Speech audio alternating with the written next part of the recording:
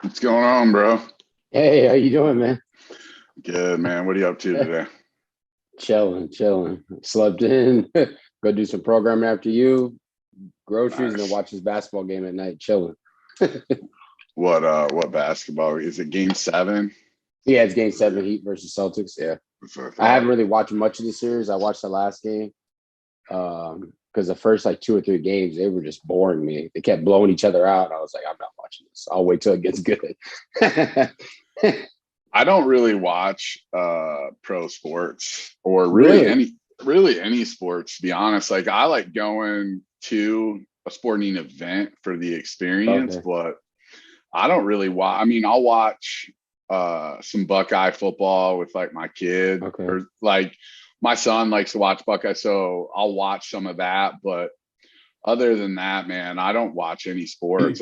I like going to sporting events, but I just don't dig watching it on TV.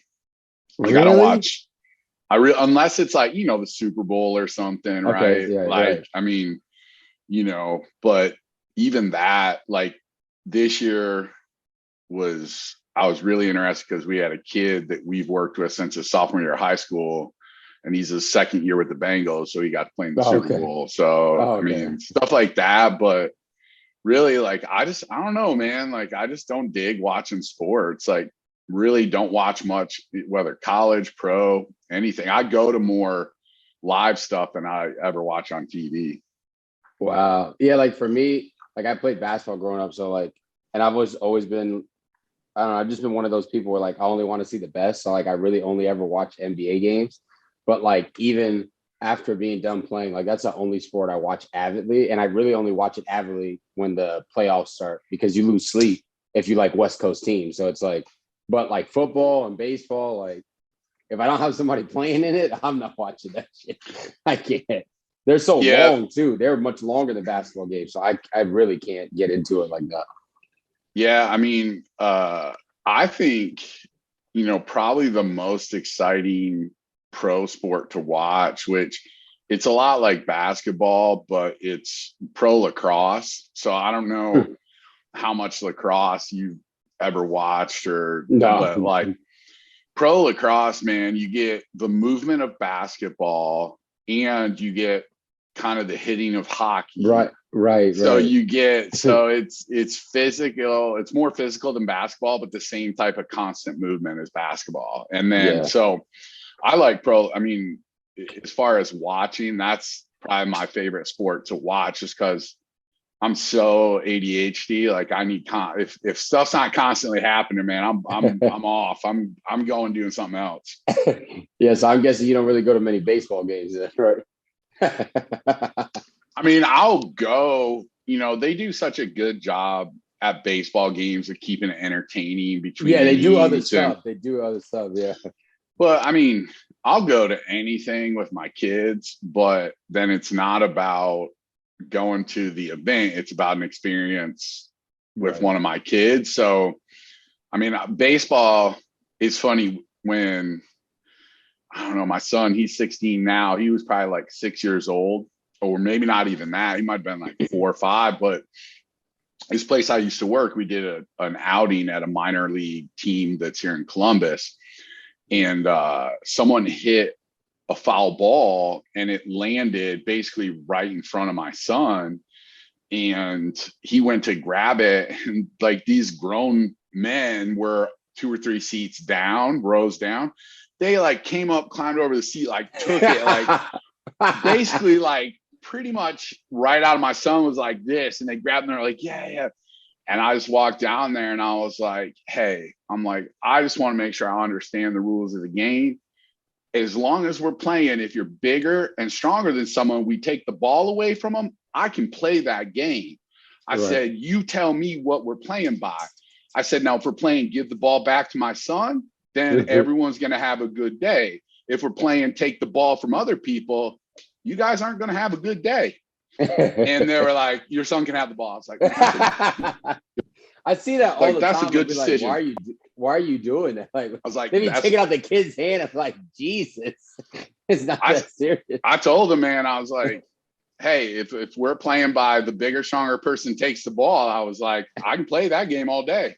I was like, I'm real good at that game. So but I mean, again, it's the experience, right? Like, that's why I don't dig watching pro sports on TV, because unless, again, right, like watching, my son likes to watch Buckeye football, so then it's an experience, or you have someone playing, then you're watching to see them succeed. But other than that, man, to me, I'm more about the experience of it. And so spending time watching the sport doesn't necessarily give me that experience I enjoy about the sport. Right. So just start off by telling everybody who you are and how you got started and everything. Yeah, from small town in Michigan originally. It's called Big Rapids, Michigan. It's where I went to high school. We moved around a ton growing up, but then in high school, like I went to different schools, 6th, 7th, 8th, and 9th grade. So we moved around a lot, but high school, went to Big Rapids, then played football at Ferris State University, which is Division II school. They were national champs this year, biggest margin of victory in the history of Division II national championships. So that was pretty sweet. And then transferred from Wayne State. I wanted to be a strength conditioning coach. So I played as a true freshman, went skiing, and blew my knee out. Yeah. And so, played the fall. We were in the playoffs, go skiing in January, blow my knee out. So I took a med red shirt my sophomore year, and I came back bigger, stronger, faster. And our athletic trainer he was giving me books on the science of training. And I always loved lifting weights, but, I really got into the science of it. It's like, oh, I'll be a strength conditioning coach. And we just didn't have a program at Ferris that fit that for me. And so I transferred to Wayne State, which is in downtown Detroit. It's another Division II school. And they had a great exercise science program, graduated there with exercise science, minor in nutrition. Then I went to the University of Kentucky, was a strength conditioning coach there, started my master's in coaching there. And then I was weightlifting. I lived in Colorado Springs for a summer. My girlfriend at the time, her sister was training for the Olympics in weightlifting. And so I went out there and, I'm weightlifting. I'm doing it with, I'm learning from all these guys or, Olympians. Like, this is awesome. Oh, that's right. That's where their hub is, right? Is in Colorado, it's where the Olympic Training Center is. So, so everything was great. I come back and I went down actually to my interview to Kentucky. And the thing was, I was never built to weightlift. Like, that's just not how I'm built. And so I go to my interview at Kentucky and I'm on the platforms, cleaning or whatever. And there's guys over in the squat racks. They're using chains and stuff. And I'd never seen it at that point. And I went over and I'm like, what are you guys doing? So they start telling me about, conjugate and Westside Barbell and all this stuff, elite FTS. And I didn't know anything about it at the time. This is like 2000 maybe. And so it's funny. So the people that are lifting, one of them was Jim Wendler. So I replaced Jim at Kentucky, and Jim moved up and started working for Elite FTS. And then I was like, I started, basically I went to like an old tour de force seminar that Dave did way, way back in the day. Like I still got the VHS tapes from it. And so then just started learning, man. And,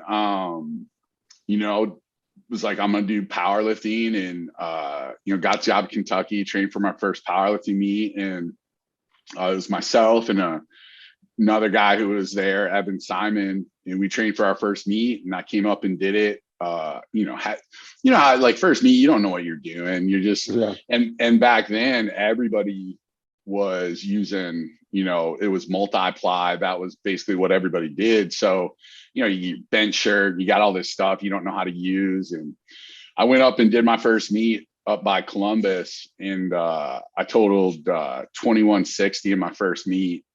And, then, I think it was like a top 10 total in the US in my first meet or whatever it was. So Louis invited me to come train at Westside, and came up for a weekend, and, basically was like, all right, I'm gonna come up to Westside, set some world records, and then go back to collegiate strength and conditioning, or professional is where I wanted to go. And that was the plan. And I accomplished the first part of the goal, and then I started having kids, man. So once I started having kids, man, going back to collegiate and moving around and doing that whole deal wasn't a thing anymore. So I'd worked at a place, actually, when I moved to Columbus. Dave Tate had worked, before he started FTS, had worked at a business club, personal training people. So he's like, hey, go up there. It worked out great. Went up there. A lot of people, this is only like maybe 3 years after he started Elite. So the clients that had trained with Dave were like, oh, you're like Dave, we want to train with you. So, right. Like it was a good deal. And then I ended up managing that place, and then management changed over, and I did not get along with the new management. So then I started the Spot Athletics, and been doing that now for 11 years. And so got 3 kids, and Columbus, Ohio's, it's home, and it's business and family. So it's a good place. It's a nice place to be. Now, have you been at the same location, or did you? I don't know how big your gym is, because I've heard of your gym, but I just never actually seen it. So is it like the same size, or have you moved locations more than once? Oh yeah. I mean, when we started, dude, I didn't have any money to start the facility. I mean, it was, took out some money on some credit cards, and I went to 2 clients, and they loaned me some money to start it. And, it's funny. I went to those clients, and it was great. The thing I tell people is, like, everyone, it's like you need capital to start a business, but there's 2 types of capital. Everybody thinks in terms of monetary capital, dollars and cents. But the other kind of capital is relationship capital. And I didn't have the first kind, where I had dollars and cents. But I had a lot of the relationship capital from just doing what I love to do, which is help people. And so when I went to my clients, both of them had the same reaction. I mean, they both, they took the business plan. And I mean, I don't know what I was doing. I looked up online how to write a business plan. I mean, I was like, I think you need one of these. So I handed it to both of them, and they just put the business plan aside and said, look, we believe in you, and we'll give you whatever you need to get this going. And then they're like, okay, let's look at this plan and see if it makes sense. And I mean, that's the thing. I had relationship capital, and I wouldn't have the Spot Athletics if it wasn't just for, just having a natural want to help people. And, I think helping people and serving others is what being a coach is about. And, so when I started, I mean, we bought all used equipment. We were small. We were inside of a large volleyball complex, and we just basically took a black chain link fence and put it around about 2,000 square feet in the front corner. And that was our facility for 3 years. And then we moved into our own space, which was just about a mile down the road. It's about 8,000 square feet. And, we grew really fast. And then 5 years ago, I was looking to expand to a second location. I signed a lease. And the space that I found, I was looking for about 8,000 to 10,000 square feet, because that 8,000 square feet was doing really well for us. And I found a 20,000 square foot facility in a suburb of Columbus, and it was perfect, wide open. And so I signed the lease for 20,000 square feet. And then about 2 weeks later, my landlord called me in our 8,000 square foot location and said, hey, your neighbors are going out of business. They're going to drop off the key. I said, well, I'll look at it. And so I ended up leasing that too. So in about 6 months, we went from 8,000 square foot one facility to 20,000 square feet facilities. So the learning curve on that, I do not recommend you do that, by the way. I'd imagine. It's you gotta outfit all those places. You gotta gut it out and stuff, and lay down the floor and get all that equipment. It was yeah. So it is definitely, there's a lot. I'll say this, you know, I can't even explain how many mistakes I made during that. The thing is, you know, it's straining is stronger, right? It doesn't matter. Life, lifting, like if you're not straining, you're not getting stronger. And so for me, you know, doing that was this incredible, you know, just hard and just, I mean, shoot, dude, we lost so much money for the first 2 years out of that. Like, I just wasn't ready system wise. I wasn't ready process wise, staff wise. I mean, it just, you know, plus obviously it's a lot of money. And so, but what I'll say is like, I'm a million times better operator of my facilities today because, you know, very few people have 20,000 square foot private facilities. Like we don't have any open gym memberships. So everything we do is coaching. And so, you know, it's made it so I had to figure out that's, you know, I think everybody has a superpower, right? And it's different for everybody. My superpower is figuring shit out, man. That's like, you give me a puzzle and a problem and I'm gonna come up with a solution. So now we got, two 20,000 square foot private facilities now, man, from 2,000 square feet of, you know, chain link fence. So how far apart? You said it was a mile away, the new location, right? So how do you like? Well, we went from 2,000 square feet to 8,000. That was a mile away. Oh, but, okay. Yeah, but our first 3 years was inside that facility. Then since then we've been in a location and it's called Grandview. It's not really downtown Columbus, but it's like the closest suburb to downtown Columbus. Okay. And then we opened up our second location. It's called Dublin, Ohio. And Dublin's about a 25-minute drive from our Grandview location. So, you know, it depends where I grew up in Michigan, 25 minutes was like going to the grocery store. Like it wasn't a big deal. Yeah. But, you know, everywhere is different. In Columbus, I mean, 25 minutes in Columbus, you might as well be in a different universe. I've lived a bunch of different places, but this is the only place I've lived. We call it basically bubbles because every suburb kind of just stays in the bubble of their suburb. I mean, Dublin and say Upper Arlington, those suburbs basically touch at the north and south parts. But if someone's in Upper Arlington, you're like, oh, it's in Dublin. They're like, oh my God, Dublin, I never get up there. But it could be like literally like a half mile. Like it's crazy. That's funny. Okay. Yeah. So that's just, that's, you know, it depends. Like some places 25 minutes seems like next door, but here 25 minutes is, I mean, it's a whole different universe. So do you guys have like a lot of high schools and colleges or whatever, or I would say more high schools, middle schools, like around each location. So it's easy to divvy up like, oh, go to this one if you're over here and go to this one if you're over there.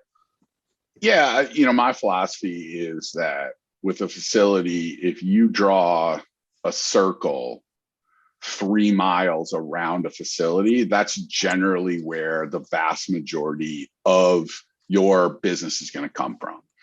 And, you know, that's going to be 80% of your business. You might, with that 3 to 5, you might get another 15, percent. And then outside of 5 miles, I mean, you maybe 2%. Right. And so, you know, when I looked at our second location, that's how I approached it. I just drew those circles and said, you know, where can we be located to access the most amount of clients? And, you know, our original location, our adult program, the demographics shifted some, but our second location, our Dublin location, you know, there's within 5 miles, we have, 5 of the biggest division high schools in Ohio. Okay. Whereas in our other location, our Grandview location, we have, 1 of the biggest divisions. And they have a unique school too, where basically they just built like a $30 million sports complex. And so it's interesting between the locations where our Grandview location, and, we really do. We have two programs. We have our Life Ready program and our Sport Ready program. And, you know, for us at the Spot Athletics, our goal is really, it's long-term athletic development. So, you know, we want the Spot Athletics to be the first place an 8-year-old trains. And we want it to be the last place an 88-year-old person trains. Right. And so, you know, for us, like we started at 8 years old, you know, so that, you know, our biggest population and the population that I think for us is really a specialty is like that middle school age.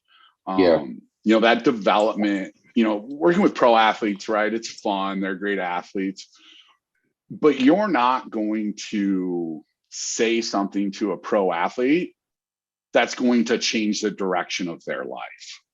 Right. But with a 12-year-old, right, you're talking about, you know, you're ingraining lifelong fitness habits, behaviors, values. I mean, all of these things where you can impact and change the trajectory of a young person's life when you have them in middle school. Not to mention, it's just kind of a hard time in kids' lives. Like everybody grows at different rates, and then it's that awkward piece. And so for us, man, we really love that developmental aspect and that middle school age, because it's such a great time in a young person's development. What do you guys do with you know, your employees? I'm sure you have trainers that obviously work underneath you. How do you kind of go about, do you let them train however they want? Do you bring in people that you know are kind of, or more of a conjugate approach? Like how do you guys work all that out? Yeah. So, you know, obviously the way we do it is, you know, everybody says we do it the best, right? But it's just the best for you, right? And so, you know, I always say, like, there's a lot of ways to do things, and you can do it any way you want, just not at the Spot Athletics.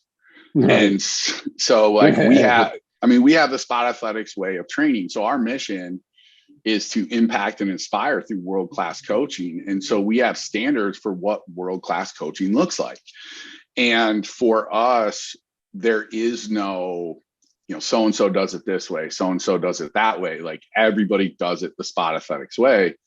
And that isn't necessarily JL's way. It really is the Spot Athletics way. So, you know, what I mean by that is, you know, we've had, you know, obviously I had the Spot Athletics for 11 years, obviously, you know, big background before that, and training at Westside, and obviously being at the University of Kentucky and all these things.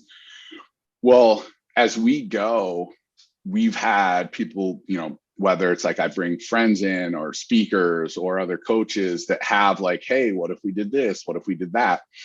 And so over 11 years, we just have refined and refined and refined to find the best way to do things. And so we actually once a month have what we call our optimization meeting. And so all of our coaches can submit ideas throughout the month, and we go through those, and they basically present their case. And it could be, I mean, everything from, you know, it could be as simple as like what kind of music we play at a certain time. I mean, it could be something like that. But say programming, like, hey, I think we should do XYZ instead of ABC or whatever. And so they present their case, and then we vote on it as a staff. And so, you know, for us, now look, I got veto power, right? Like, if everybody's like, oh, we should take Black Hawk helicopters to work every day, like, you know, I'm gonna be like, that ain't gonna work for us.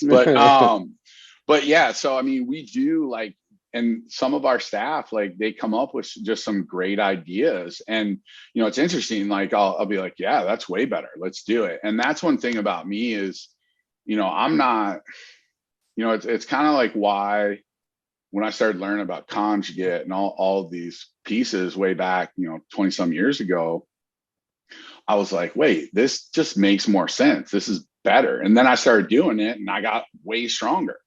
And so, you know, for me, it's a gift and a curse.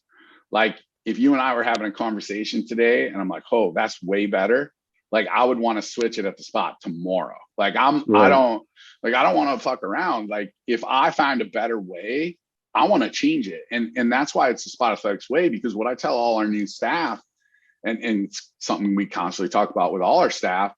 If, let's say, in a program we're doing X, but on the program it says to do X, but then you're doing it and you're like, man, Y is better. So you start doing Y with your client. And that's the thing at the spot. We don't have your client or my client. We have Spot Athletics. We have Spot Fam. And so everybody's responsible for taking care of the Spot Fam.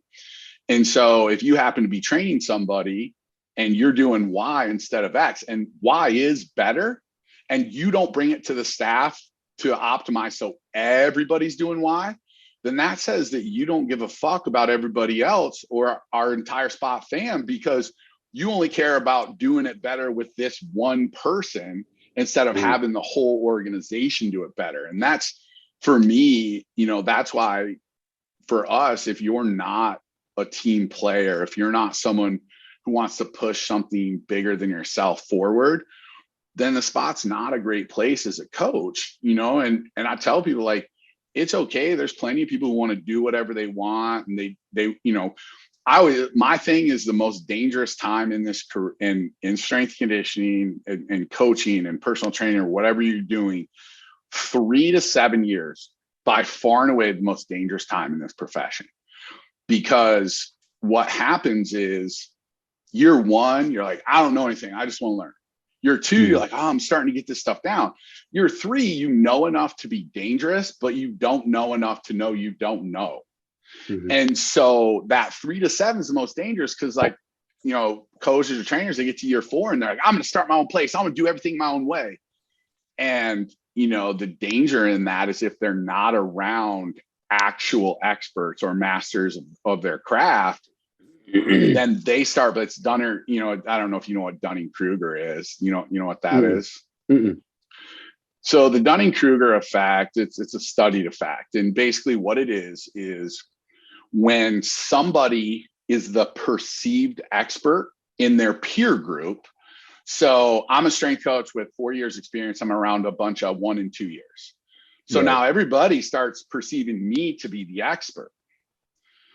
What makes it Dunning-Kruger is that when a real expert comes in and contradicts what that perceived expert in that peer group says, that person can't let go of that position and ego and actually refutes what the real expert's saying, because they'll look bad in that perceived expertise for their peer group. So Dunning-Kruger is basically, you're a fucking moron, but you don't know you're a moron. And the people around you are even less educated than you are. So they think you know a lot.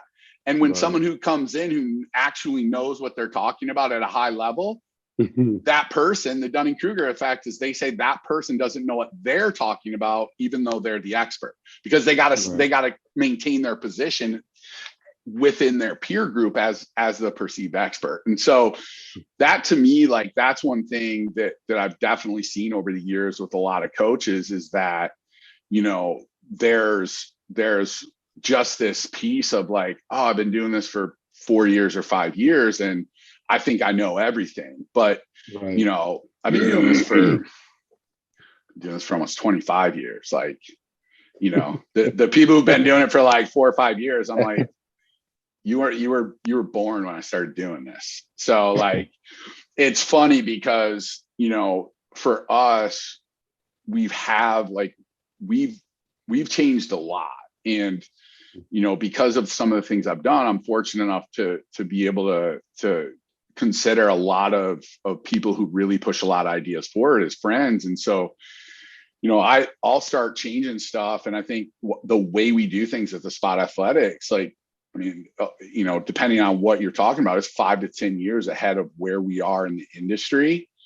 And it's interesting because some staff that I had 5 years ago, when I implemented some change, man, they're kicking, fighting, like we had ended up having to part ways.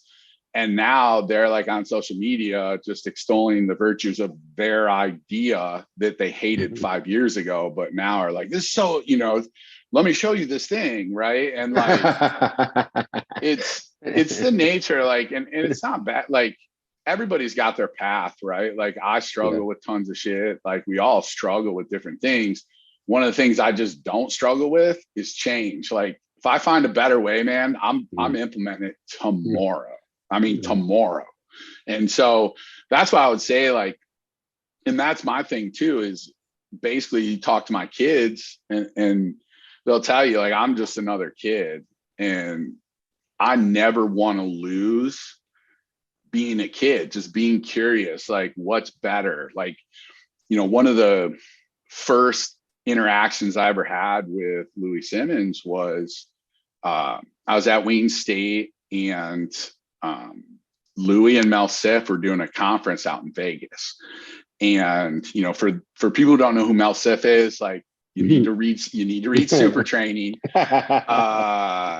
Super Training, if people listen and don't know, it is the Bible when it comes to training. All these books that are out there now that are people, they're all based on the principles that were in Super Training. So it's like, a lot of people today, they're reading all these books, they're like, oh, this person's so great. But really all it is just a revisited concept from Super Training. And so, I went out to this clinic and I'll never forget it, went to lunch and I was having lunch with Louis. And this is before I ever did my first powerlifting meet. And we're having lunch and a dad had brought his kid, and his kid was 15 years old, was a huge bench, had a big bench press for 15 years old. And we sat at lunch and Louis kept asking the dad and the kid what they were doing to get such a big bench. And I'm like, oh, man, like that's how I always want to be, right? It's just that curious, just asking people, because to me, if I ever stop being willing to change or grow or learn something new, or even just be curious, like, man, like to me, then you can't grow, right? We're done, right? You're just done growing. And to me, if you're done growing, you're dying, right? You're either growing or dying. Yeah. I think too, there's so many people that are like that. And I can't remember, somebody was asking, I think it was when Dave Tate does the ask questions on the story. Yep. And somebody was talking about always being a student. And he was like, well, you got to also be careful. On the other hand, you can't just be like underselling yourself. And I was like, but there's way more people that aren't doing the constantly trying to be a student thing. Like I will tell my kids to show them videos of coaches that I get shit from. And I'm like, yeah, we gotta get just like this, like, and I'm like, there's so many people to help. Somebody said there's more people to help than there is competition. Like if you really look at it, I got 12 schools all around me and we're all battling the same thing. The coaches don't really want them out here and all that. That kind of is our real competition, not our gym versus their gym and this coach versus. So it's like there's plenty of room to give credit where you get your info from, like you talked about. And then there's plenty of time to be like, I didn't invent this. This actually was probably created in the 50s, and it's like, but if you're not growing and you're just like, well, now I know everything, it's like, well, how are you going to say that you keep getting better? You can't say that, Well, yeah. And anybody who at this point, right, in fitness and one of my pet peeves, and I don't know, right, it's my thing to deal with for whatever reason. I really just, it's such a pet peeve when people claim, oh, I came up with this.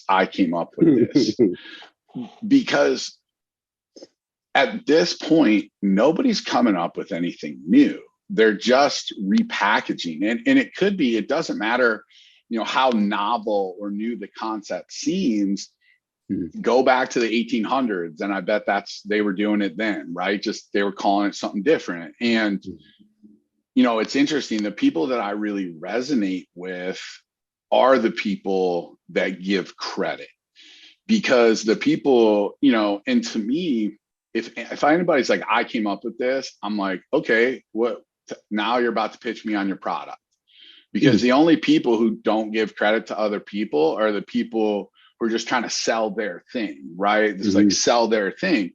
Yeah. But, because if it's like, oh, if I give credit to so-and-so, then it's like, oh, like they might go look at them instead of just looking at me. And like, and I think it's either that, or it's just simply, it's just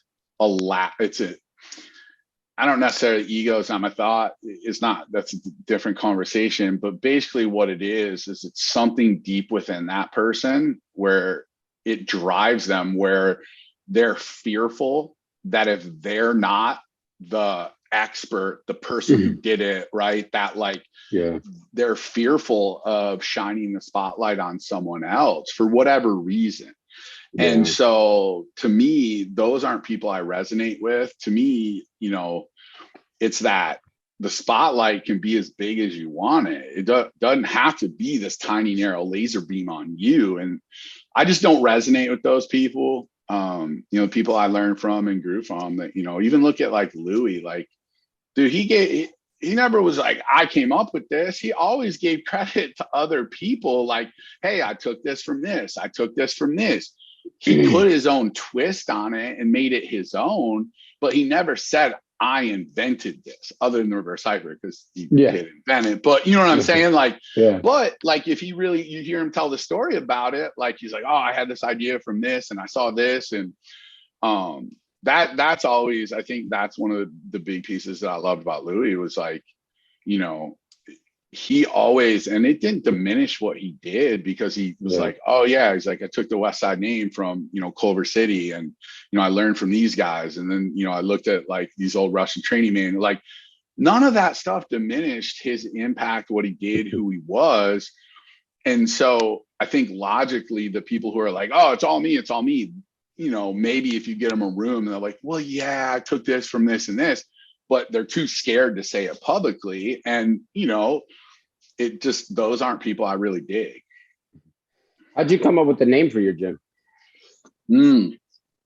So that's pretty fun story. So in high school, I grew up, it was small, you know, a lot of rural, you know, logging roads, and they're seasonal roads. So they're not paved, they're dirt, but no one takes care of them.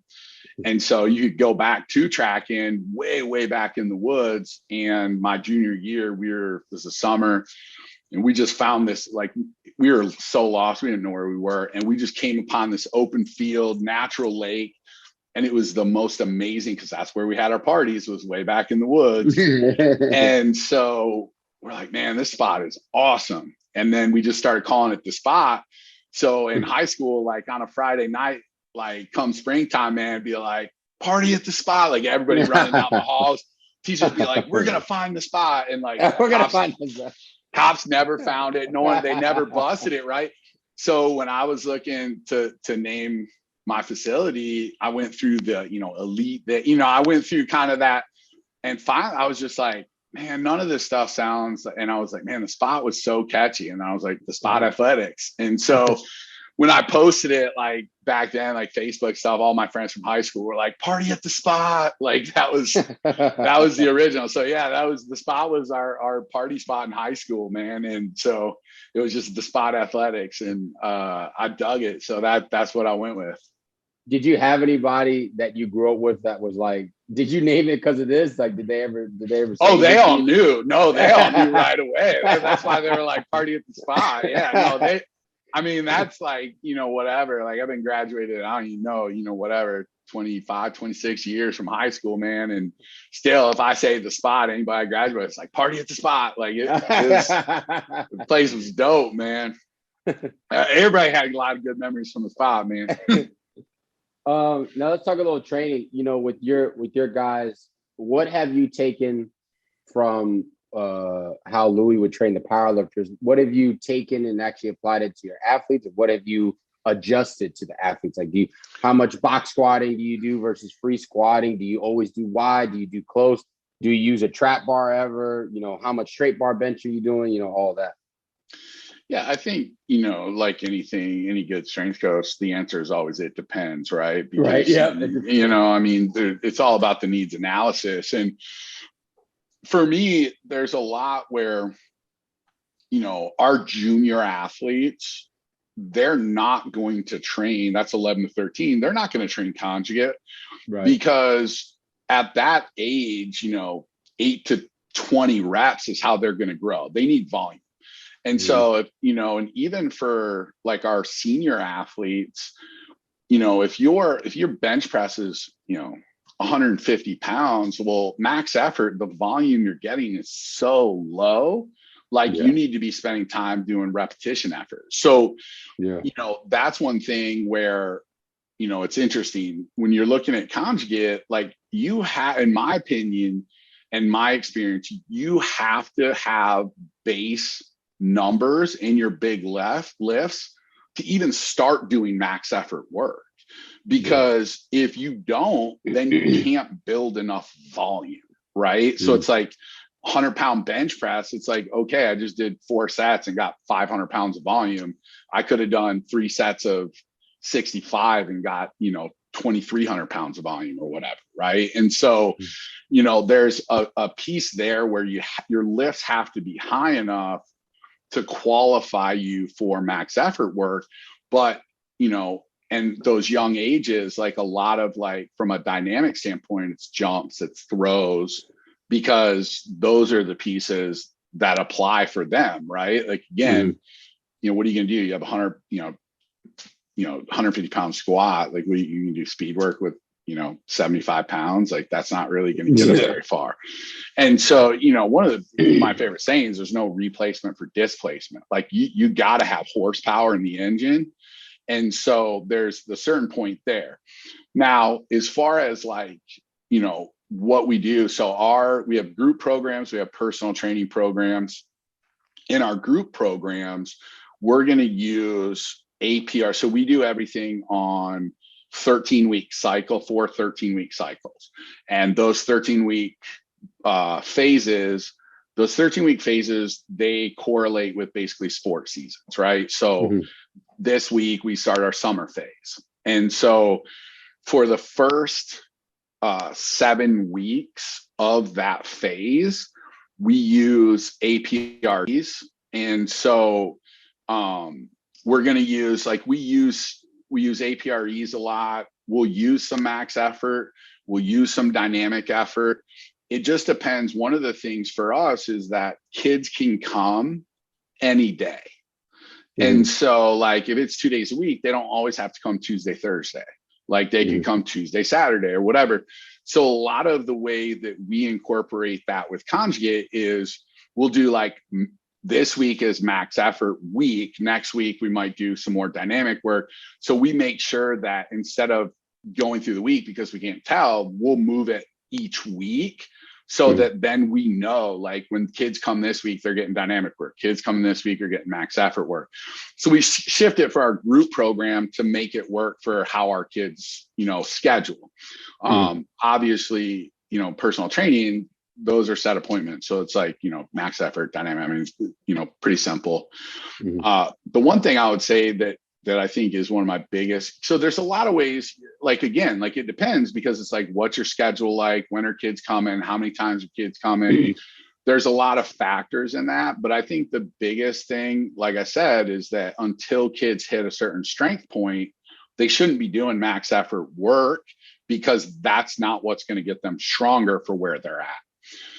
The second side of that is when people are using box squats, I really feel like they are not appropriately using them a lot of times. And what I mean by that is the box, and this is powerlifting, this is for athletes, the box squat is not a replacement for the squat.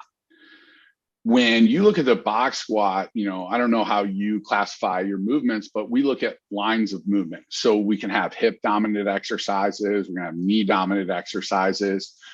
A box squat's a hip dominant exercise. Right. A squat is a knee dominant exercise. Like those aren't even in the same category. So, like, to say one replaces the other and they're interchangeable, they are not. A box squat is a different category altogether. And I think the box squat is a phenomenal posterior chain builder, but it isn't a replacement for the squat.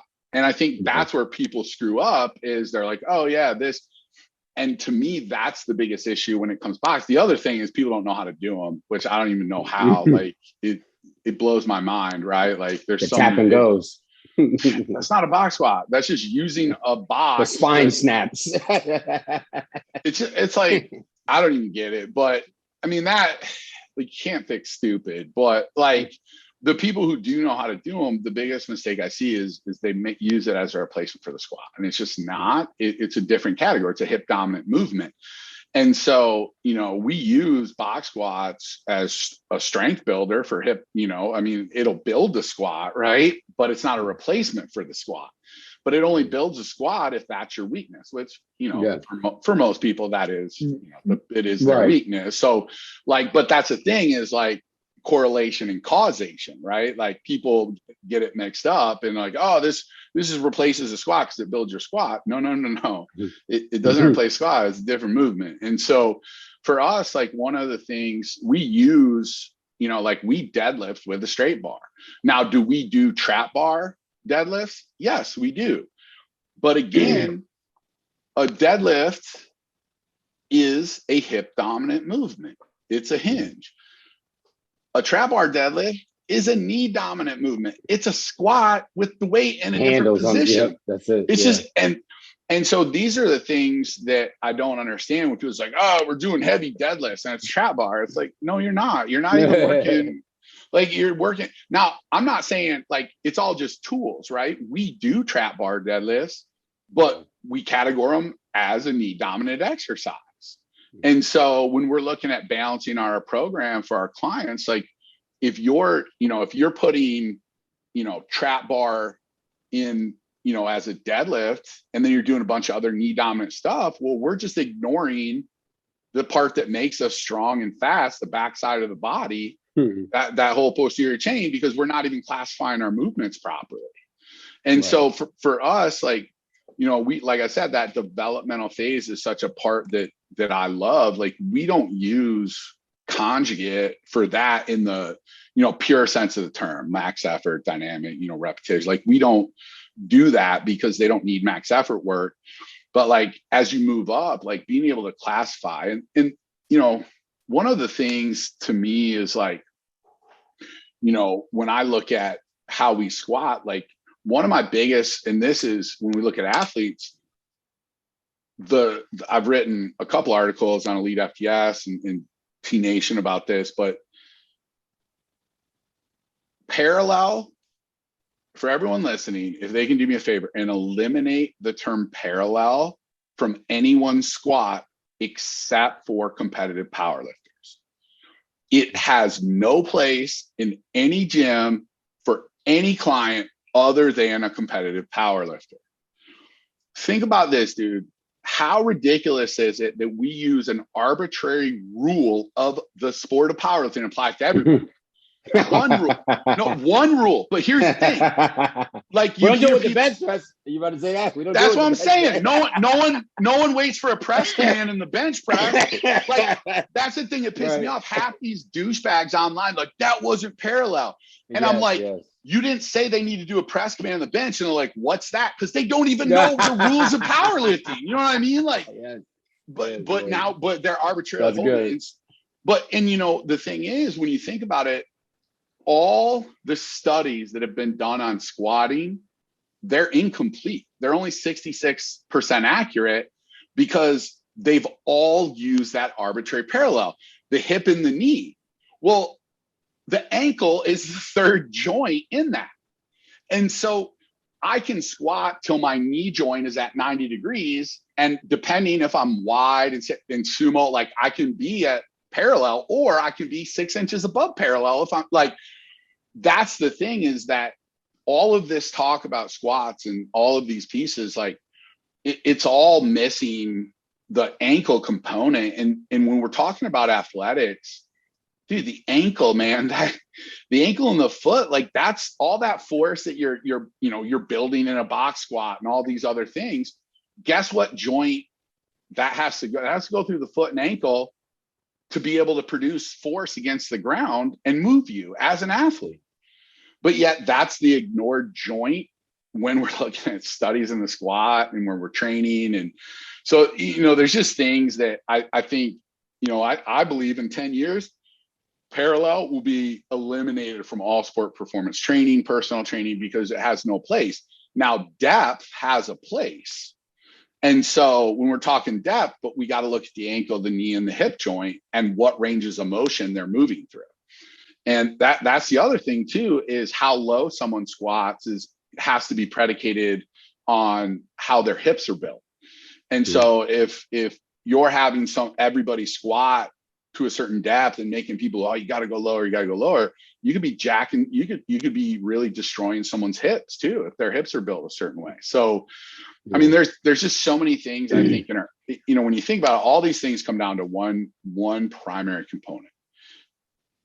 Our field is a baby field. Like, when you think about it, like, doctors have been around for thousands of years. Strength coaches have existed for about 40 years as a profession. I mean, people only been getting paid for 40 years to be a strength coach. So when you think about it, like, look back 100 years at some of the things doctors did, like leeches on people, right? Like giving people cocaine as a remedy. But that was cool back then.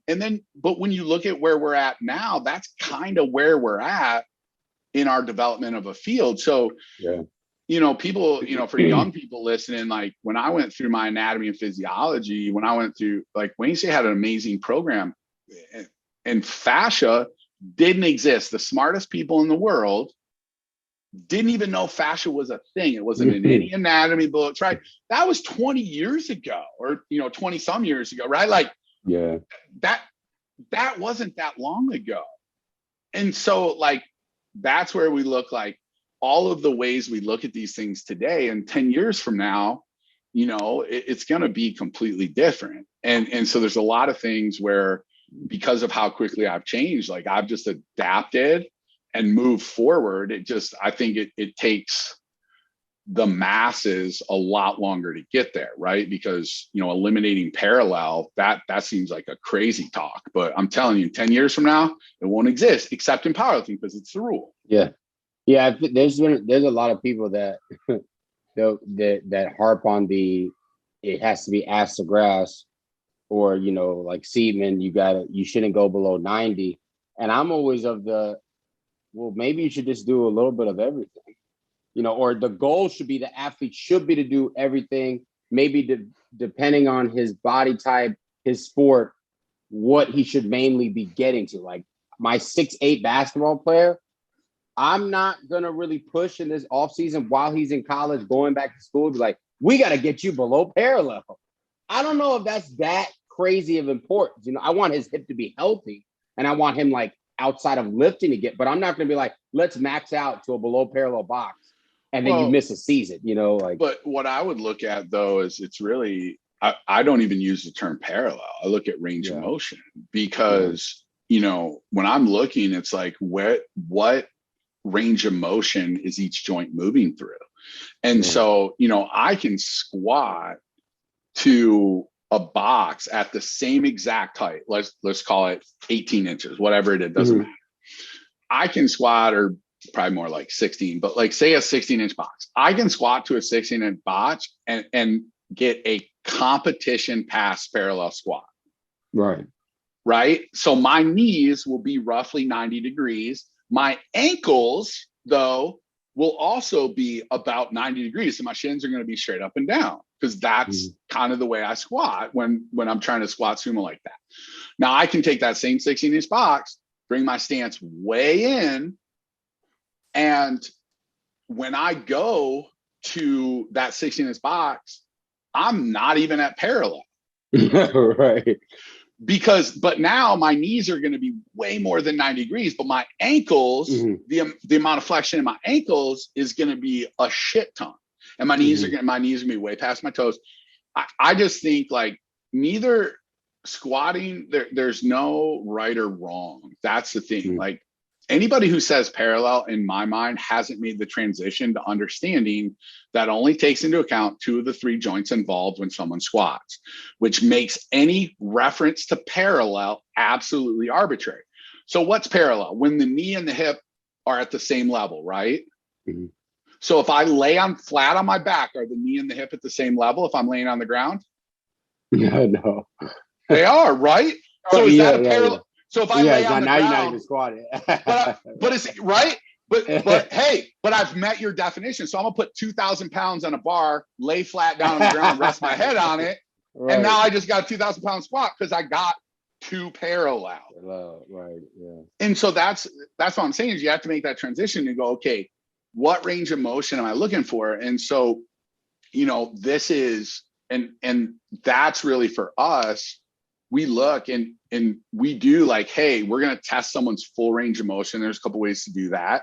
And some people it's lower than others. And at certain times of the year, we want them to go through their full range of motion for them. And at other times we want to go through partial ranges of motion, right? And sometimes we want to push the ankle range of motion. Sometimes we want to push, what we're doing in the hips or the knees. And so when you start looking and breaking down that movement into 3 joints, then you can make the best decisions for your clients and your athletes. When you're just using parallel, whether it's don't go below parallel or you should go all the way down every time, parallel is arbitrary. Now, saying go down all the way up all the time, that right there is how you jack someone's hips really up, is if they have a really thick hip socket and you're forcing them to go lower than they actually mechanically can go. Now you're just wearing away the hip socket and you're going to cause them to have early hip surgery. And now, so how do you go about that though, outside looking at it? Because you like say, oh, they have a big hip socket or hip joint. Like how are you figuring that out outside looking in?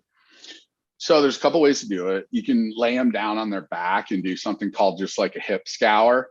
And so basically you're just moving the leg around in a circle and you'll find basically like where it starts to catch and move. And so you can see like what their range of motion is. And then the easy way to do, so that takes some feel and some practice.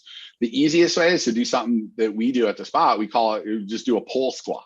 So when someone comes in for the first time, we just have them hold on to like an upright on a squat rack and they stand away from it a little bit and they just squat down. And by utilizing that pole, it takes away like any ankle mobility, any anterior trunk stability issues, anything that might be a limiter in an actual squat. And it shows us what their range of motion looks like. No weight on their back. And so some people, they go down, like myself, I have big, thick hip sockets. My butt isn't anywhere near my calves, right? Like that's just not a thing. Now, could I put 500 pounds on and force myself to get down there? Yeah, that's how you destroy hips. Yeah. And so that's where, like, for us, when we talk about range of motion, we don't say full range of motion at the spot. It's full range of motion for that person. So we test people and we know, hey, like if you're like I am and you're here, we don't ever want you going lower than that in any squat, because as the weight comes up, you could force it lower. We don't ever want you because it's actually detrimental to your hips. And so it's real easy. You just have them hold on to a pole, stand a couple inches away and squat down. Where they go to, that is their natural range of motion in squatting, and they shouldn't squat lower than it. Now, some people, their butts go right to their ankles and that's great. They have thin hip sockets, but that's just an easy test where you can see, you take away basically all the other limiting factors, and now you're just looking at what the hips can do. Now, what do you do for the deadlift? Do you do something similar, especially like, sumo? A lot of kids can't get in that position. Like I usually just start them on higher blocks if they can't comfortably get in position. Do you do something similar to that pole thing, or are you using the pole thing and that kind of tells you what their deadlift kind of range would be too? No, because anytime if you're setting up in the deadlift, like you're not going low, like your hips shouldn't be lower than your knees ever when you're setting up for the deadlift anyways. But I understand what you're saying. In a sumo, some kids don't have the necessary strength to actually get in good positions from the floor. Right. And so then you do have to raise it up to help them out. But part of that is just like, conventional, conventional is just going to be a little easier. Everyone can kind of get in that position a little easier. With sumo, like we go through phases where we had kids sumo just to work different components of the hips. But yeah, you are going to have kids that like, that's not going to be a thing, or if someone's really, really tall.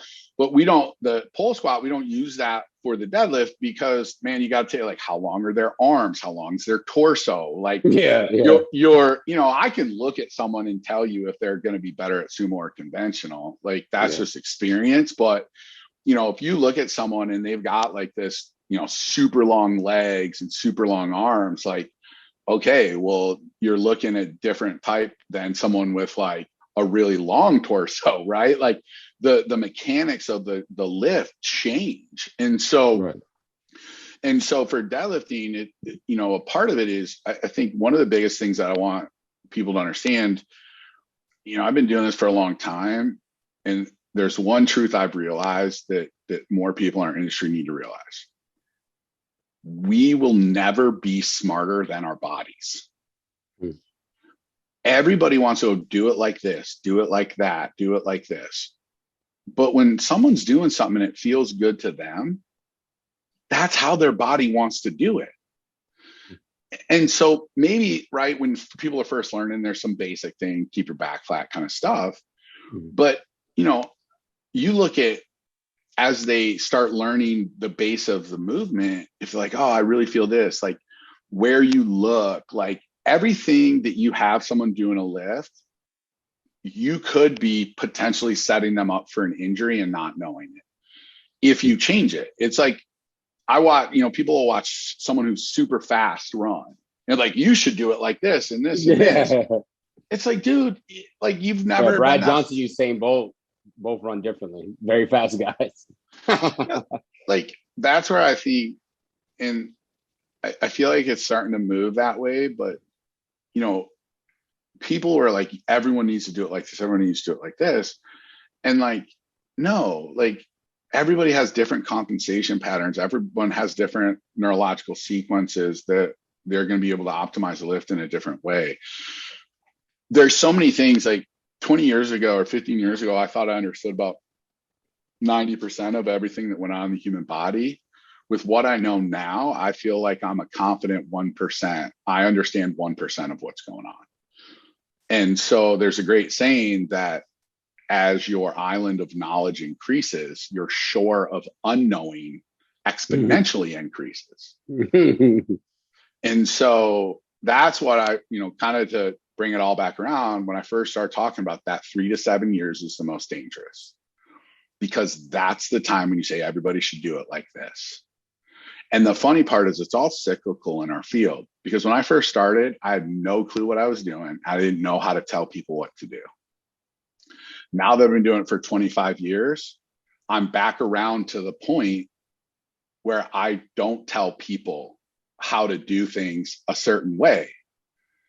Yes, there's generalities, but if someone's changing it this or this or this, I'm going to watch it and see if it's better. Because I don't know. I don't know everything that's going on. And I'm talking, there's so much, like the smell in the air could shift how someone does the lift and they could do it better. There's so much, I'm telling you, like, there's so much, there's so much I understand now that is like, there's so many things going on that people just don't even understand. So don't try to understand them. We're not smarter than our bodies. Yeah. And the better the athlete, the more you should let them go. Like now, I mean, like 11-year-old kid, they're just learning their bodies, but like the better the athlete, let them go. And better things will come about it. So how do you guys do jumping with your athletes? Do you guys do a lot of box jumping, broad jumping, bounding? Do you guys use the vert mat, the vertec? How do you guys kind of program that in your training? So all of the above. The biggest thing is you just look at, one of the biggest things that I see epidemically among young athletes is weak ankle and foot complexes. And my theory and what I tell parents is that, kids aren't outside jumping out of trees, landing, doing all these things. So one of the things I talk to our parents a lot about is like at home, just get your kids bare feet jumping off stairs and landing. Like they just need just depth drops. Like it's like it should be doing it over and over and over and over. Like we do depth drops at our facility, but like these kids, young kids should be getting exposed to like jumping off things like a million times a week. And that's how they end up with strong feet and strong ankles and, you know, that whole complex. And so what I see is like, I want mobility through the ankle and strength through the foot. Well, if I don't have strength in the foot, I can't have mobility in the ankle, because instability causes tightness. Weakness is also instability, right? And so that's one of the biggest things is if they don't have strength in the foot, they're not going to have mobility in the ankle. They're not going to be fast. They're going to look like they're running in sand. And so one of the biggest things that I think athletes need to be doing from a young athlete perspective is jumping off things and landing. We don't see, I mean, I'm only 27, but I feel like the kids don't, I mean, you don't have recess anymore. PE's a joke. Kids don't play on the playground. So there's a lot of those. And then you just have the manual labor that the kids don't do at all. And it's like, those are so many things that make you like naturally strong, more durable, and probably a little bit more mobile that you're waiting till to just hopefully in the sport covers. And we know most kids ain't doing martial arts or gymnastics or wrestling that get you in awkward positions and stuff like that, build general flexibility, strength, none of it, you know? We do. So we have a general warm up that all of our athletes do before we start training. And there's tumbling, there's cartwheels, like it, dude. I'm telling you how many, like you're the second person that's told me that. And I'm like, ooh, maybe I should be throwing more of that in. Dude, I'm old and broken down. Like the other day we had a 12-year-old kid coming in and it was his first session. I'm like, cartwheels, like, I don't know how. And I was like, and so one of our things, but here's the thing, at the spot, you can't say there is no, I can't. So what I say is you don't know how to do cartwheels yet. And so here I'm all old and broken down and I'm showing this kid cartwheels. You know what I mean? Like that is not the way the world should be. I shouldn't be doing better cartwheels than a 12-year-old. Like I had like 15 surgeries, you know what I'm saying? Right. So yeah, man, that it is. So I think, you know, we do all of that stuff. Again, it's needs analysis, but I think the biggest thing, man, is like the more that like for us, our standard is our elite athletes should be able to depth drop their height and land stiff. Right. Now that's not our junior athletes, but like our college athletes, our pro athletes, we want them to be able to step off of whatever their height is. And when they land, they should be able to land in good, stiff athletic position without give. How tall is the damn box that you have that you can have tall athletes jump from that height? We just stack them. We just you have, what do you have, like two soft box stacks? Mm-hmm. Yeah. Yep. What do you usually start them at for like safety? You just be like, oh, start on this 18-inch box or something like that? Yeah. I mean, you just start with what, you know, depends what age, but, you know, like 18, 24 or something like that. I mean, like 24 is typically for most kids.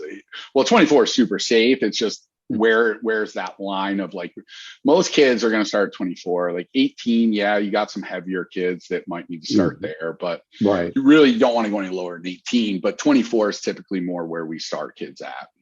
Now, when you're doing these depth drops, where is it organized in the workout? So let's say like, oh, you're trying to do a box jump for height. Would you do depth jumps in that same day to warm up, or would it be like maybe on upper body day you're doing depth drops? Well, what you got to remember is box jumps are the easiest plyo from on the body there is, because when you're landing at zero gravity. So depending on what we want to do or what we want to get out, we might box jump and then have athletes step down off. Or depending what we want to do, we might box jump and then have them step off into a depth drop. Right. Okay. So like, it just depends on the day. Some days we do just depth drops. Some days we do jumps, but it's just going to depend on like our phase and where we're at and what we're doing. So, I mean, that again, like that stuff gets, it, you know, I can't say we always do this or always do that. Like we're going to mix it in how we need to get mixed in. Now with your younger kids that are less experienced versus your older kids that may be stronger experience, maybe they have some upper body injuries, how much do you do straight bar benching versus, you know, using football bars or specialty bars to, you know, alleviate those problems that maybe the bigger, stronger kids that, you know, like if I go away from a straight bar, they're not going to forget to bench versus the younger kid that has no clue to bench? Well, I think first thing you got to start at the spot athletics, every client we have has to earn the right to touch a barbell. And so we don't start kids with bench press, and even our adult clients, doesn't matter what age you are, it applies to every client at the spot athletics, right? So at the spot athletics, like, you know, there's some certain things we have that a lot of people just haven't created. Like, I'll say this, like, so do you know what your training philosophy is? Well, mine? Yeah, like if I ask you your training philosophy, what is it? I would say getting people better in the safest way possible and the most efficient way possible. That's a mission, not a philosophy. Because your training philosophy guides everything you do in your programming, right? It guides how you program, how you coach. That's your training philosophy. And so, like, what you just said is a great mission, but it's not going to guide anything, any exercise selection you have or how you coach your athletes. It's just, that's an end product, right? That's the mission of where I'm trying to get with them. And that's one of the things that I really push people to do, young strength, like, think about your training philosophy. Like, what is your training philosophy? Like, I can tell you, every coach at Spot Athletics tell you our training philosophy at Spot Athletics, number one, build better movement. So that means that guides our, so if we're not, it doesn't matter, like in our adult and our athlete, doesn't matter if you're 8, if you're 48, like our goal with our program is to build better movement. So our goal isn't to make you as strong as possible, right? Like when I could squat 1,000 pounds, I definitely didn't move as well as I did playing college football, right? Like, so number one is build better movement. Now, if you're trying to power lift, right, your training philosophy ain't build better movement. It's fucking smash fucking weights, right? It's get as big a total as possible. Who cares how you can move as long as you move up and down? Right. And so, you know, at Spot is build better movement, positive energy always, right? That guides how we coach, right? And so, you know, you can yell at people and tell them they suck. And I'm not saying that's good or bad. That's just not the way we do it at the Spot. And so what I believe is that, you know, the weight room is a place where people should get a shit ton of wins, right? Like this should be a place people enjoy and get wins, not where they're getting torn down every day. And then teach perfect technique. Look, no one's going to do it perfect, right? Ever. But we want to teach it and we want to hold the standard that we're always driving towards that. And then the last thing is zero pain tolerance training. You know, for us, like training should make you feel better, not worse. That adage of no pain, no gain is stupid. Pain is your body telling you something's wrong. So if you like, and the reason I thought all this is because if someone's using a straight bar and it hurts, then switch it. Because I tell everybody, like, you're not required to do one exercise in here. You're just required to get better. And if you're hurting, you're not getting better, you're getting worse. And so we'll use, like, we have our standards for our young athletes where they have to earn the barbell. So there's certain, like they have to do dumbbell bench press on a certain tempo with a certain rep. So they have to show us, you know, technical proficiency, control of load, and they have to lift a certain load before they can actually use the barbell. And so then when we start using the barbell, like we're going to use the barbell. Do we mix it up? Sure, we use other bars. But from a standard, we're gonna bench with a straight bar the vast majority of the time. But if someone has pain, like we'll bench with whatever we can to make them feel good. Where's connective tissue work? So, you know, band push downs and hamstring curls and band tears and stuff. How often do you guys do that? And does it depend on? I know it depends on the person, but like higher ages versus the lower age athletes, where is that on the emphasis in the training? Yeah. So, I mean, when you're looking at your junior athletes, they can't produce enough force to hurt anything. Right. But, but when you start getting up, like our seniors, our adults, you know, a lot of what I like to do is in our main movement, we build that work in as active recovery work. So if we're doing squats, we might do like band pull aparts in between or tricep push downs in between so that we're building that density, but not taking away from whatever our main movement is for the day. So if you bench, you'll do band and hamstring curls on that on the flip side, right? And then it doesn't take away from the workout. You just make it so it's already, your active rest. You're banging it out the way you don't even know you're doing it. Okay. Exactly. Because you got to rest, right? Or you can't lift heavy. So instead of just sitting around, because our goal isn't like, right? If I'm powerlifting, I don't want to do anything in between, right? Because I want, you know what I'm saying? I want every ounce going into my lift. But again, ours is build better movement, not get as strong as possible, right? Yeah. What about sled work, farmers walking, marching, the ATP, stuff like that? Where's GPP in your young kids versus your older kids? Well, I think or older athletes, I mean, yeah. So I think, with young kids, everything they do is GPP, and a lot of our young kids are playing multiple sports. They're getting plenty of that stuff. Right. So like for our athlete populations, we don't really do a ton of conditioning work.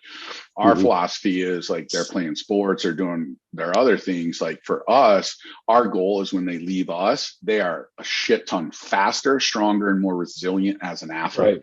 When they go to their sport, they can get in shape to play their sport. That's getting so we have something called the pyramid of athletic development, and the tip of the pyramid is conditioning. It's the easiest to build. It's the fastest to lose. Like it's easy. Like you can't get strong and fast in 6 weeks, but you can get in shape in 6 weeks. Right. And so for us, conditioning is a very big priority in our sport programs and our life programs. Of course, it's huge, right? Like it's huge in our life programs because that's those people don't do the sports and all the other activities. They need it. So. All right. So let's get into your favorite topic that you're sick of talking about for the past 5 years. Now tell everybody a little bit about RPR. Well, I think and this is my thing with podcasts. Like I think, if you make them too long, man, it makes it hard for people to listen to. But, so I don't want to, we could go down a whole rabbit hole, but, big thing. I just got done. I had Douglas Heel, who is the creator of Be Activated. Yeah, I saw that on that's who I learned, I learned Be Activated, and his system is what we use to have RPR, and it's all based on Be Activated. And Douglas is amazing. The system that again, did he create everything in the system? No, like a lot of those components have been around for thousands of years, but he systemized it in a way that no one else has ever done. Right. And so, Be Activated is practitioner base, and, RPR, we just simplified, took a shit ton of stuff out and just geared it towards athletes. Right. And so when I look at for people to understand, like you have something called your global neurological sequence, and the more optimal your global neurological sequence, the better your body will function. Essentially, think of like your muscles, your tendons, like those things. Obviously, you have to have like strong muscles. You have to have great tendons. All that stuff you got to have. But your nervous system controls whether any of it fucking works, right? Like, and so that's one thing that, this global neurological sequence is something you're going to see me talking a lot about, because as I keep diving down the rabbit hole, what I realized is, okay, this global neurological sequence, it's like a dial on your wall at home. And so how that dial, let's say, goes up to 10. And when that dial's at 10, everything, the lights are as bright as possible. You're getting the most performance out of your home lighting system. Right? It's as bright as possible. Well, the thing is the wires that connect that dial to the fixture, that's your local nervous system. The fixture, those are the tendons and the fascia and all that. And then the light bulbs, those are your muscles. And so originally, strength coaches, all we were doing is we got to build the wattage in the light bulbs. And then it started to move down like fascia. So we started to be like, oh, the fixture is important, right? And tendons, all this. And then the local nervous system's like doing, post-activation, potentiation work, like all that, you know what I mean? That's local nervous system. But no one has really looked at, studied, addressed the global neurological sequence, or the GNS. And that is really my big focus as I move forward, is that, if you have the strongest, best, it's why someone can go to a powerlifting meet and they'll squat 100 pounds under what they did in the gym. Well, their muscles are strong enough, their tendons and all that stuff, connective tissue are fine. But if their GNS is dialed down to a 7, now all of a sudden they get 100 pounds less out of their squat, or someone runs slower, or whatever. And so when I look at the GNS, I want that dial to be turned up as high as possible. So how do I do that? Well, I take care of the base of my athletic development period: breathing, sleep, nutrition, mindset, like all of those pieces, like my perceived stress levels, my recovery. Do I meditate? All of those pieces are going to help my GNS dial up, dial up, dial up. And then RPR is a tool that you can use before you train. And so we start every session at the spot. Everyone does RPR, like, and so every session. Okay. Every session. Yeah, okay. And so, basically for us, it's like that. But what I'll say is, like, it doesn't matter. Like, doing RPR doesn't do shit if you sleep like shit, if you're like shit. Like, it's like, it helps make you better. But if you're at shit, you're awesome. You got yourself to suck.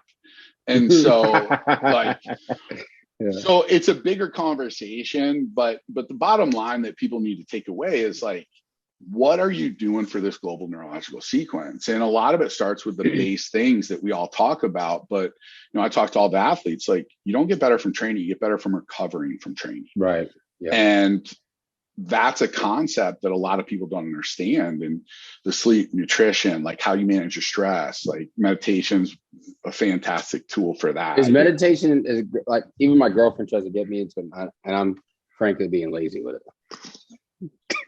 You've probably never been shown to meditate in a way that works for you. I tried a lot of different meditation techniques. I went for a retreat, got my transcendental meditation mantra. I've done it a bunch of different ways, but and this is a longer conversation, but what works for me and I would say for people who are high performers, high driving, like type A personalities, really driven, in my experience and with some experts that I know and have worked with, like, they are like, closed eye meditation doesn't work for driven people.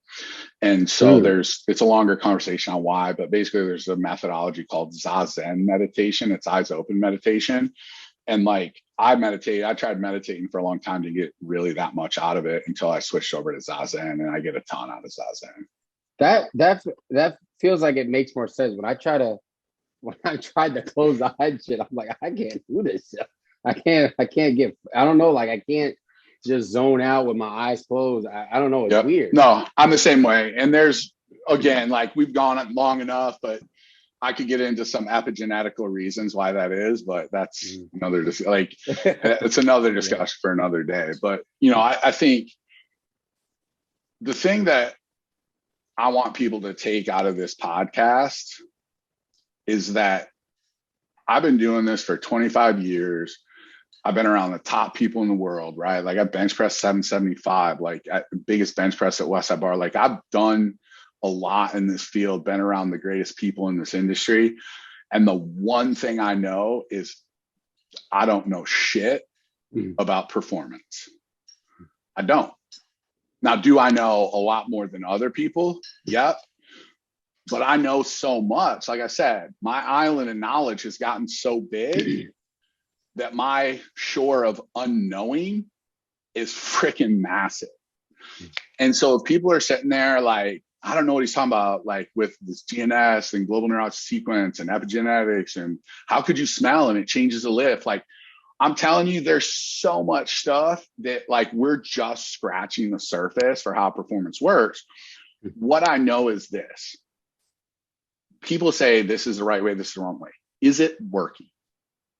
Right. You don't have to know everything, but if you test, intervention, retest, you know if what you're doing, you might not know why it's 100% working, but you can learn why over time. And here's the thing, like, we don't know so much that even if we guessed right, we wouldn't even really know if we were right on why. No. And so, success leaves clues. That's why Westside Barbell was so great. Like, Muscle and Fitness did an article with us, like, whatever, 20 years ago. And that was one of my quotes in the article is, everybody says everything we're doing wrong, but we got all the fucking records. Right. And so, like, doing something right. Shit. That's the thing is there's so much you don't know, but that's okay. You don't have to let that paralyze you. I've been doing this for a long time, and there's ton. I learn more that I don't know all the time. The thing is if people are just testing and retesting, then And that's what I think a lot of people say, this is great. the thing is we have a profession that's impossible to know what's the best really, because there's too many variables, because you can't train the same person in the same conditions at the same time, right? Yeah. And, it gets into the old saying, right? A man can never stand in the same place in a river, because the river and the man are different next time they stand there. And so with our field, you don't know what's the best. All you can do is what works for the clients I have. Mm-hmm. And if you care about serving others, it's not about what you know. If you care about serving others, you hold them accountable and you're consistent, they will get better. That's what fucking matters in coaching. That's what matters in this field. Not what program you do, or not what, do you believe in this or do you believe in that? If you don't pass, I love serving for others, you will not be successful in this field. Yeah, I like that. That makes sense. So it was great talking, man. This was awesome, dude. I was glad we could finally do it. Yeah, I know, right? I was like, man, I've been waiting for this for a while. So I'm glad we got to finally do it. Yeah, man. Thanks for having me on the podcast, man. This was a great conversation. Tell everybody where they can find you, your gym and RPR, and get all that information from. Yeah, so the place where I post content is Coach Jl on Instagram is really, where I really post, and it's just Coach_JL. That's where I put up, any of my content, things like that. For the Spot Athletics, it's thespotathletics.com, and obviously, we're on Instagram, the Spot Athletics. But Coach Jl is really where I put up most of the stuff, because a lot of things that I like to talk about and do, like, it's not applicable for our audience for the Spot Athletics, right? Because it's not coaches, right? The goal of the Spot Athletics is to have more clients. So so that really Coach_JL is where that's where I post my stuff. That's where I would recommend people go, and if they want to connect with me or ask questions or anything. And then what about for RPR? Like, where can you sign up to get certified, all that type of stuff? Yeah, reflexiveperformance.com. If people want to check out what that's about, they can go there as well. Okay. Well, thank you, man. Appreciate having you on. All right, brother. Hey, thanks for having me, man. Enjoy the rest of your weekend. Yes, sir. You too. All right. Take care. Bye. All right. Bye-bye.